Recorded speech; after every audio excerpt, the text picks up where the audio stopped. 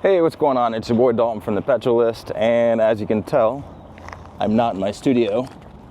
I am in the great city of Austin for reasons other than Formula One today, but let's get into it. Hey, what's going on? It's the Petrolist.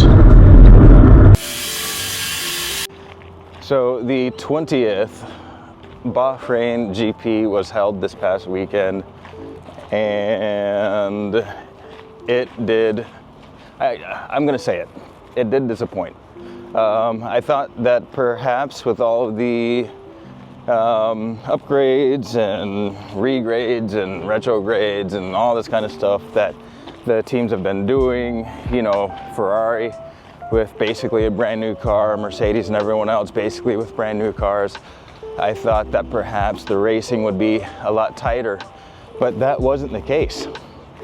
As a matter of fact, it turned out, I think it was about 20 laps into the race, we had Max Verstappen in the RB20 about, I don't know, 16, 20 seconds ahead of the competition. So at that point, you already know who won the race, and then you're just trying to see who is, you know, scrapping for other podium finishes and whatnot. Even that part of the race wasn't necessarily the best, because since they've been tracking this, I don't know if it's since they've been tracking it, but they have tracked it in the last 10 years. The number of overtakes during Bahrain GP has dropped to below 50. 10 years ago, I think it was right around 100. Now it's just under 50. So even if you wanted to watch racing knowing that Max Verstappen was going to win within the first 15 minutes, I mean, I think within 5 laps he was like 6 seconds ahead. So at that point, you already know it's a done deal. Even if you wanted to watch the rest of the race, there weren't that many overtakes to be had.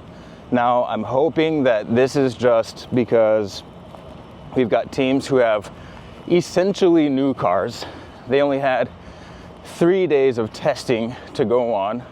So hopefully Bahrain ended up turning into a testing session, and that in the next few races, the cars just get faster and faster. Do I really think that's going to be the case?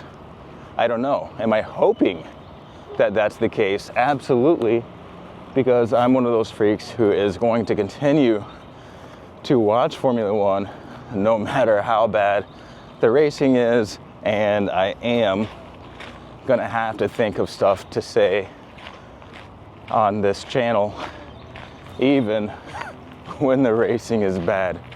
Now, in terms of, you know, drama and excitement, it's not all bad. It's just not on the track. There's plenty of drama and excitement going on elsewhere. One thing is MBS, Mohammed bin Sulayem.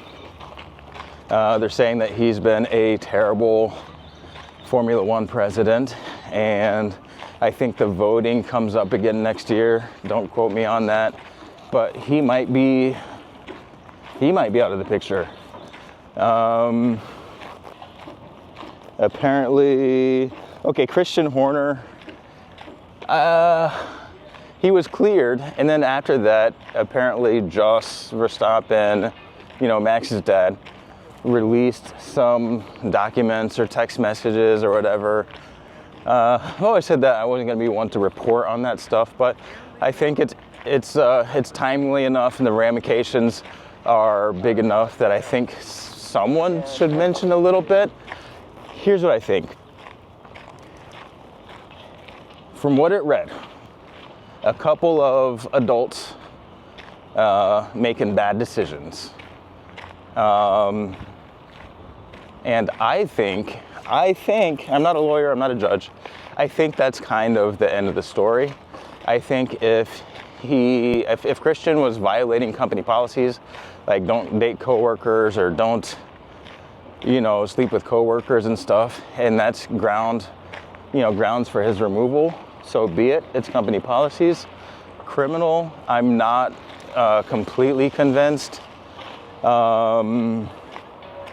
but I think Jos Verstappen is a bit responsible for the very complaints that he has about the Christian Horner case. He's saying that if Christian isn't fired, then the Red Bull team is going to whatever explode or fall apart at the seams. I think if Jos doesn't stop posting every 5 minutes or being the sneaky guy behind the press leaks, I think if he doesn't stop, that is a bigger reason for Red Bull to fall to pieces. Now, we have rumors of Max Verstappen going to Mercedes, or at least the possibility of him going to Mercedes. Gosh, I haven't even had enough time to process that information to even think about what I would think of a transition like that. Just like any other job or any other profession, I don't think that Formula One drivers were meant to stay with one team forever, but when the going is good, like say with Mercedes and that many championships and Red Bull and that many championships, it does seem odd that a driver would leave. Now, one ramification that I can say, I think it would affect George Russell more than anybody else. I'm going to turn the camera around because this is actually really pretty out here. Save for some of the construction. Oh, sorry.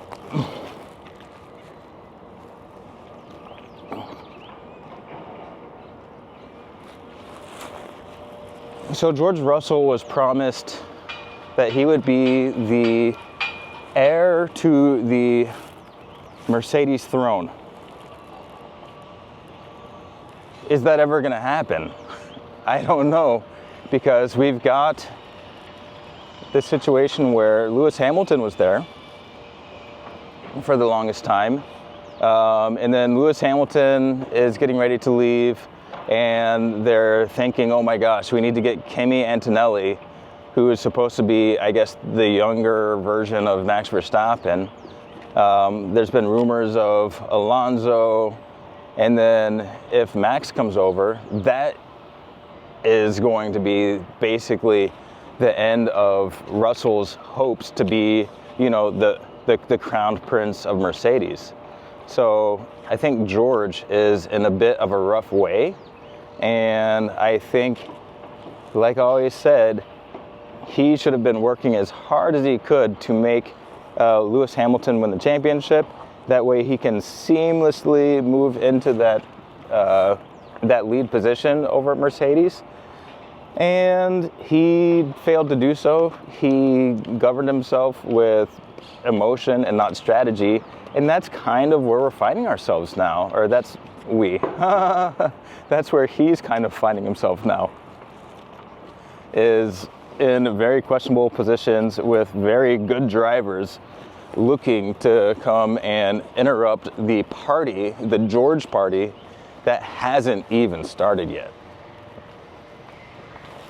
So yeah, Lewis Hamilton to Ferrari, Max to Merc, and Horner to the tabloids.